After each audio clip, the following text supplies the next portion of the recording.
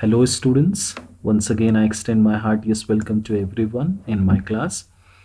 Dear students, I hope that everyone would be healthy, and I'm sure that you must be utilizing your time very well and paying attention to your studies as well as your health. Students, your health is also an important factor that should be taken care very much well, and for that I would suggest you that you should include some physical exercises to keep yourself fit and fine, right? Because it is lockdown, and you definitely will not be able to allowed to move out of your houses as you used to do when it was not lockdown. So it becomes very important that you are very much serious for your health as well. So doing some sort of exercises in the morning and in the evening will definitely do some great advantage for you. So you definitely should include that, right, boys? So now coming back to the topic of the day, dear students, the topic that we are going to discuss today is an important topic in any language acquisition, or say in any language learning, right? It is a tool that is going to make your language very effective, right? And the tool that I'm talking about today, that we are going to discuss today, this tool is vocabulary, right, students? And if you remember that every day during the morning assembly, a statement is spoken when a child of a particular house presents the word of the day. So the statement is the vocabulary is building blocks of any language. Okay, so students, vocabulary learning is an essential part of any language learning, right? It is very important that we require words to express our feelings and emotions, and if we have good vocabulary we are able to do so, right? And we are able to do that very effectively, and we are able to communicate, we are able to pass the thing, the emotions, the feelings, or whatever that we want to speak, we are able to convey it to the reader or the listener, right? And students, if we have good vocabulary, we will be able to do that very effectively, right? And it proves to be a strong tool in speaking, as I said, in writing, because writing is required when you are writing articles, when you are writing stories, when you are writing letters, or any piece of writing that you are doing, that is required there, all right? Or if I say as a whole, to comprehend any piece of text, anything that you are understanding, anything that you're reading, anything that you're watching. So vocabulary plays an important role there, right? If I say that it's a key to communication, it won't be wrong. But here comes a $1 million question, students, that I often tell in the classes as well, that how to enhance our vocabulary, what to do that vocabulary that we are learning it, we are able to use it also. Not only learning is not only important, but using this vocabulary in our various skills, whether speaking, writing, it is equally important, right? So I would say, boys, that vocabulary enhancement can be done when we are really focused, when we are regularly studying. And if I give you the example of watching a movie, which I often give, because movies are a great source of learning many things, but in term, if I talk as a language teacher, I would suggest that watching movies is going to help you a lot. Okay, today, these days you are at home, and I'm sure that you would be finding enough time to watch movies if you are following your timetable very effectively. So I would suggest that you pick some good quality movies that are really good for you, and watch those movies having an earphone or having a headphone, because what happens when you are using an earphone, the words that you're focusing at, or some words which are new for you, you're very attentive in this situation, right? You are not disturbed by the other disturbances around you, so you're focused at that word, so you hear or you listen that word very carefully, and then it can help you in learning that word. And if you're watching movies with the subtitles, that also helps you, right?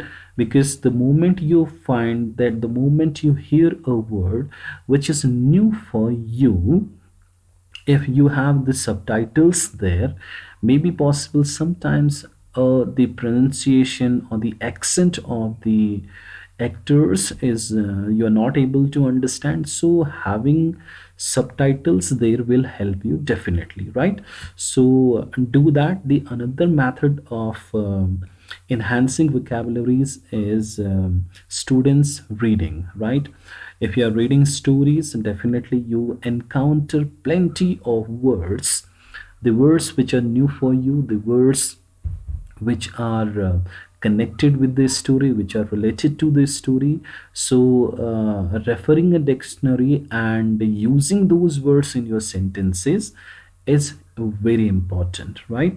Just collection of new words won't do the it won't solve your purpose, but after consultation of a dictionary or any other way, whichever the way you want to, when you have got the meaning of that particular word, the next step comes using that word in your sentences, right? So if you're using those words in your sentences, definitely it will help you. You will be able to remember that word for a long time. But if you simply watch a word, if you simply see a word in a dictionary, and then you feel that it's going to be permanently existing in your memory, that we can have some exceptions, but until or unless we are using those words, it is very much difficult, students, for us to retain that word for a long time. Time will come that you will forget that word if you are not using it in your sentences or in your words, right? So today we are going to discuss this important topic. So again, I seek a lot of attention from your side, right, students? So let us continue. So if we talk in terms of any language acquisition in the world, students, these are the four skills. The first skill is listening, the second skill is speaking, the third one is writing, and the fourth one is reading. So these are the skills that one requires to learn a language. You should be good in listening, you should be good in speaking, reading, and writing, right, students? So for these all skills we need vocabulary, students. If you want to be a good listener, or whatever piece of it, I gave you the example of watching movies. If you're watching a movie and you come across some words, and until or unless you know the meaning of those words, the comprehension of that movie would be very difficult. You won't be able to understand what the characters are speaking. So for that, for listening, vocabulary is important. For speaking, you have watched that movie, you know something, and you want to speak that. Unless or until you have vocabulary, it won't be possible. You won't be able to do that. You won't be able to express your feelings and emotions, right? So for speaking, vocabulary is required. If I speak in terms of writing, okay, so you have to write a story, you have to write an article, you have to write a letter, or whatsoever piece of text that you are writing. So vocabulary is required, it is very much important, okay? For reading also, reading means the comprehension, any piece, any story you're reading, any newspaper you're reading, magazine you are reading, any piece of literature, any piece of text that you are reading. If you haven't got a good vocabulary, that piece of literature, that particular uh, part that you are reading, you won't be able to comprehend that effectively, or say in other words that you won't be able to understand it properly. So students, for all these four skills, which are the basic skills, which are the important skills of any language, so for all these skills you need vocabulary. You need to have a strong vocabulary for you, right? And it's a very bad perception that students think that if they have a dictionary, and if they write 10 words in a day or 5 words in a day, and if they keep revising them, it can be helpful for them in acquisition of vocabulary. Students, that can be, again I would say that it can be an exception for some students, but scientifically it is proved that you acquire vocabulary day by day. All right, you don't feel that in one single day you can learn 100 words, or in one single day you can learn 50 or whatsoever number of words according to your capacity. That's a very wrong practice. So instead of that, reading should be made a regular part of your habit. Listening should be made a regular part of your habit. And it's very good that I see some students listening to some English songs. That's very good. And by that way they are also learning some new words, the new words that they come across in their different songs that they are listening to. Okay, watching movies can be, right? So include these various resources as a regular part of your habit, so that you come across, so that you encounter new words and you enhance your vocabulary at the end of the day, right student? So let us move on. So vocabulary, how to learn those vocabulary? So what different types of, what different those are the vocabularies that we need to learn, students. The new words in stories, poems, or unseen passages, or the newspaper, okay, that you keep on finding. If it is a story of your textbook, obviously it's not possible that you will it's very good that if you have if you know all the words of that story, that's very good.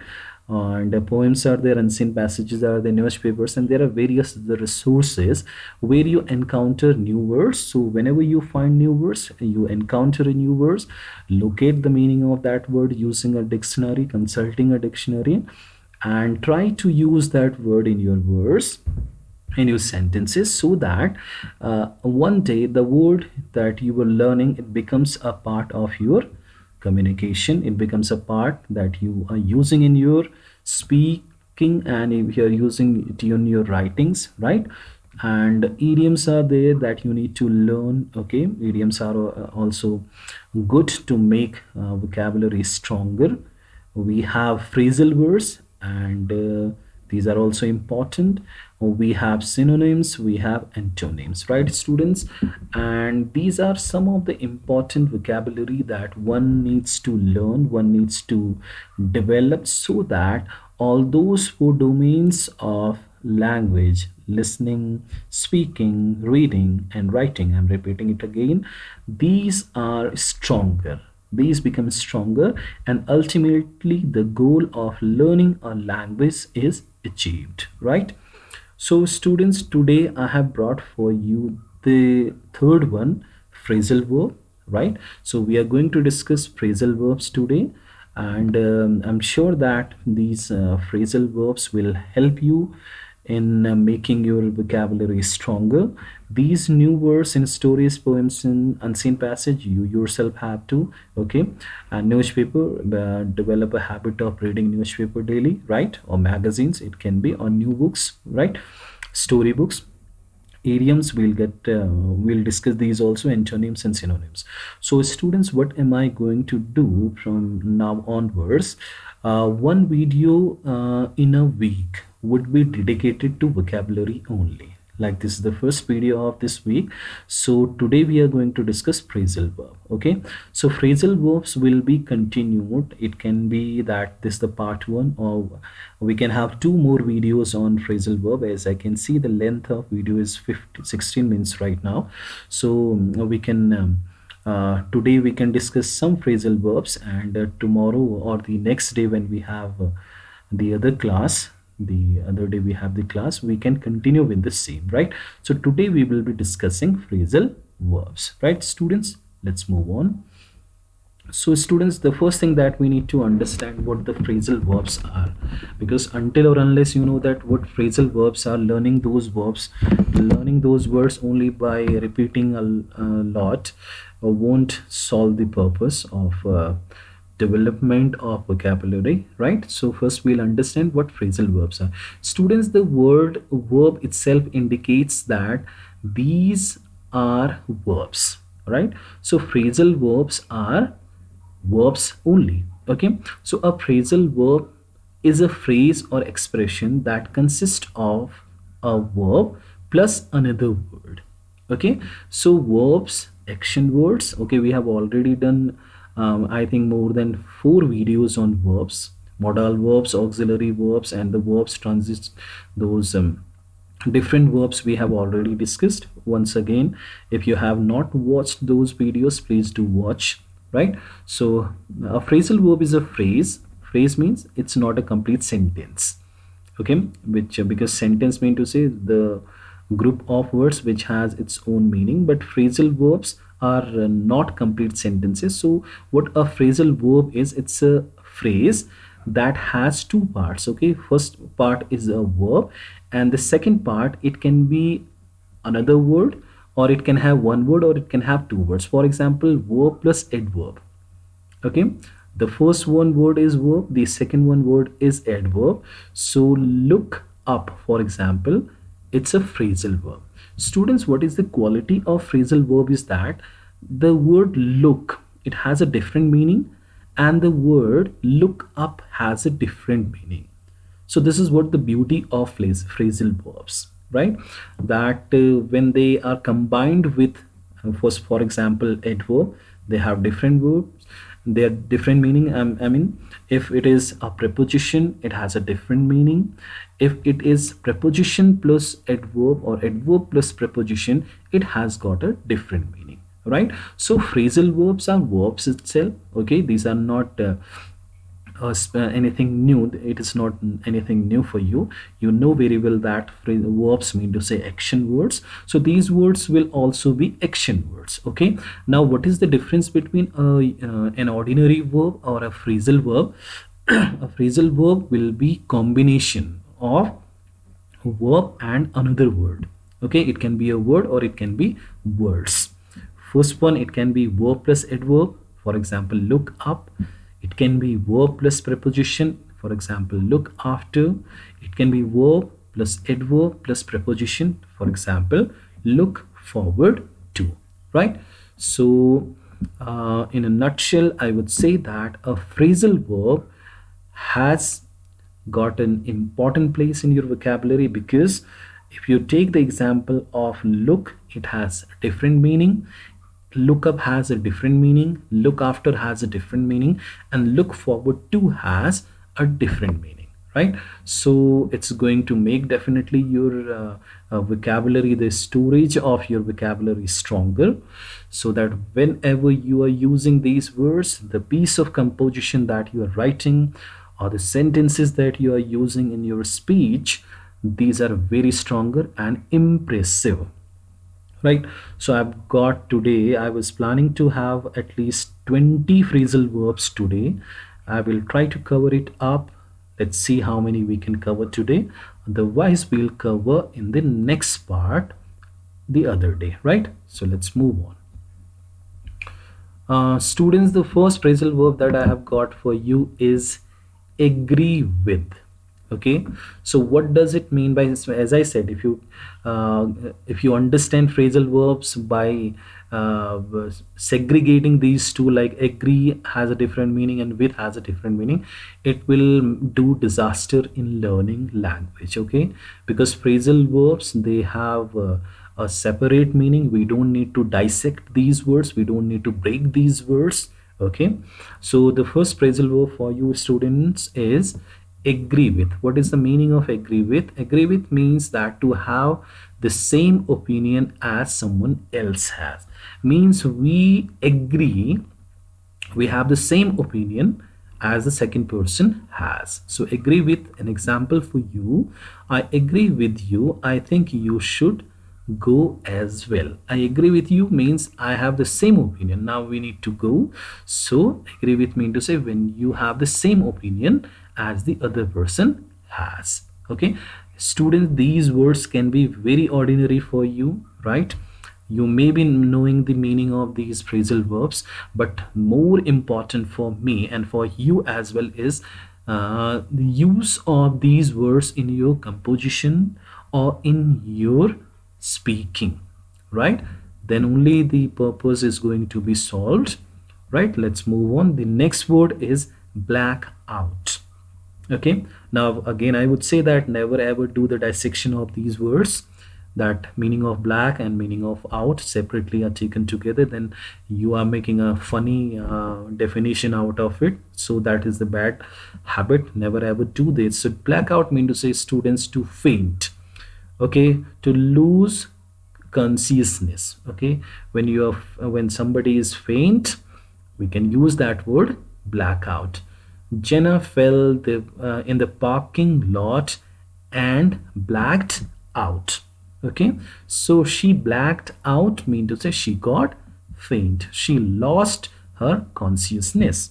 Okay, since boys, as I said that these words are verbs, so we can change their forms as well. We can use ing there, we can use ed there as per the rule. Okay, see here the word black is there. We can, if we consider the word, since it is verb here, so blacked is the past form, so it is used for past form. Similarly, same can be done here for, it can be agree, it can be agreed, it can be agreeing with. All right, so agreed with or agreeing with or agree with, all these will be grammatically correct.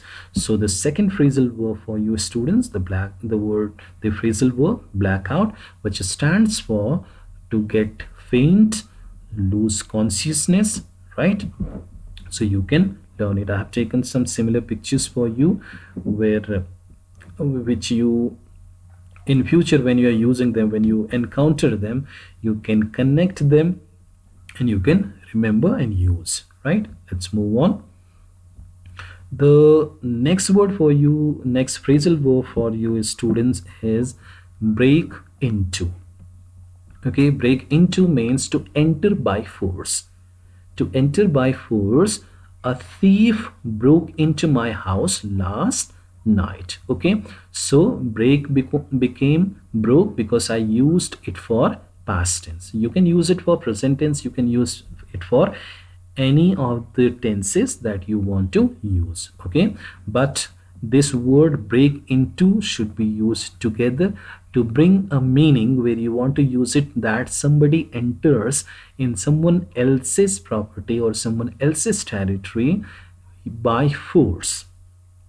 Okay, so then it can be said that breaking into. Okay, so to go in someone else's property by force is called break into. So a thief broke into my house last night. Okay, he broke into, he went there, he entered there by force, right?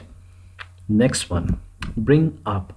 Okay, bring up, especially it is used for raising a child, to raise a child and to take care of child. Okay, so Sarah is bringing up her children by herself. Okay, so now you see there was a change. Okay, it is instead of bring, it became bringing up because the tense is present tense, is bringing up. Okay, bringing up mean to say now she is raising her child or her children herself, taking care of children, bringing up. You can say I was brought up by my grandparents. I was brought up by my sister. Okay, whatever that is that you want to use according to situation. So next word, next phrasal word for you boys, phrasal verb for you is call off. Call off means to cancel something. So the game was called off because of bad weather. It's over now. Now we cannot play, so let's call it off. Okay, so call off means to say to cancel something. So the game was called off because of bad weather. Again, you can see that it is called because it is past tense, right? So call off means to say when something is to be cancelled. The next word is carry on. Carry on means to continue. Next phrasal verb is carry on, which stands for to continue something. So to continue means you proceed on, you carry on. It is something you continue. So the soldiers carried on. The soldiers carried on working in order to get to their post before dark. Okay, so they carried on, they continued, they did not stop. So when you want to express this that something did not stop, so carry on is the word for that, is the phrasal verb for that. And when you want to speak that something was cancelled, so call off is one of the expressions that you can use, right students? Now I see that the time is up, so I'm taking only these phrasal verbs today. Let's quickly revise them, whatever that we discussed today. The first one was students agree with, which stands for when you have the same opinion that the other person has. Okay, so you can use this word agree with. Blackout is the word, blackout is the phrase. And when you want to express something, someone got fainted, someone lost consciousness, so for that blackout word, phrasal verb can be used, right? The next two we have break into, which stands for that with this phrasal verb stands for when someone enters another territory or another someone else's property by force. So break into can be used there. And bring up, it can be used when you want to express that somebody was raised, somebody was taken care by someone. So bring up mean to say to raise someone, especially for taking care as a when you are child, right? So bring up, which can be bringing up, which can be brought up. See students, this since this is the verb, because this the second word can be a preposition, it can be an adverb, or it can be preposition plus adverb or adverb plus preposition. So these are not going to be changed. You will see that into can never be intoed. All right, you have to use the different forms of verb according to the tense, and you are going to change the first one. You are going to change the verb only, right? If it is present, break into is right word. If it is future even, break into is right word. If it is past, broke into. All right, if it is perfect, have broken into. Okay, third form of verb it would be. So break will be changed. Okay, so it can be changed according to the tense, right? You are not going to change it. So next two phrasal verbs for you are call off. Call off means to say when something is to be cancelled. Okay, when it's over, when because of some reasons you have to stop something, so it is call off. And when you have to continue something, okay, when you have to carry on something, when you have to proceed on something, then carry on is the expression, is the phrasal verb that you can use in your sentences, in your words, right?